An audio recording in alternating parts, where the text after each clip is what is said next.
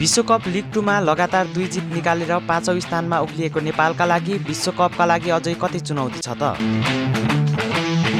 ICC विश्वकप league 2 मा लगातार 2 फराकिलो जित दर्ता गर्दा नेपाल अङ्क तालिकाको 5औं स्थानमा उक्लिसकेको छ।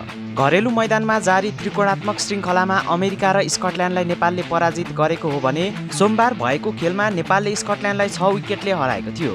यसअघि अमेरिकालाई 9 विकेटले पराजित गरेको थियो भने 2 फराकिलो जितले नेपालको रनरेटमा पनि सुधार आएको छ। अहिलेसम्म 27 म्याच खेलेको नेपालले 10 जितसहित 22 अङ्क जोडेको छ भने समान 28 म्याच खेल्दै समान 22 अङ्क जोडेको नामिबियालाई नेपालले रनरेटका आधारमा पछि पारेको हो। यसअघि कमजोर प्रदर्शन गर्दै 7औं स्थानमा रहेको नेपालले पछिल्लो 5 खेलमा 4 जित निकाल्न सफल भएको छ। घरेलु मैदानमा भएका खेलहरूमा युएई माथि 37 रनको जित निकालेको नेपाल दोस्रो खेलमा भने ओमनसँग 102 रनले पराजय हुन पुगेको थियो। त्यसपछि युएईलाई 6 रनले हराउँदा ओमनलाई पनि 81 रनको मतले हराएको थियो।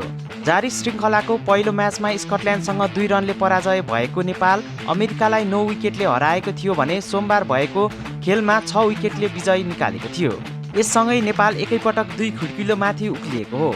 31 खेलबाट 16 खेलमा जित र 9 खेलमा हार बेहोर्दै 38 अङ्कका साथ स्कटल्यान्ड अङ्क तालिकाको शीर्ष स्थानमा रहेको छ भने दोस्रो स्थानमा रहेको अमेरिकाले 26 खेलमा 18 मा जित र 8 मा हारसहित 36 अङ्क जोडिसकेको छ। त्यस्तै तेस्रो स्थानमा रहेको ओमनको 28 खेलबाट 14 खेलमा जित र 11 खेलको हारको नतिजासहित 31 अङ्कमा रहेको छ। चौथो स्थानमा रहेको नेदरल्यान्ड्सले 24 खेलमा 13 मा जित र 9 मा हारसहित 28 अङ्क जोडेको छ भने 5औं स्थानमा उक्लिएको नेपालले 27 खेल खेल्दा 10 जित र 15 हारसहित 22 अङ्क जोडेको छ। समान अङ्क रहे पनि रनरेटका आधारमा नेपाल 6औं स्थानको नामिबिया भन्दा माथि पुगेको हो। अब कुरा गरौँ नेपालको यात्रामा अझै कति चुनौती रहेको छ त? लिग 2 मा नेपाल अझै सेफ जोनमा पुगेको छैन।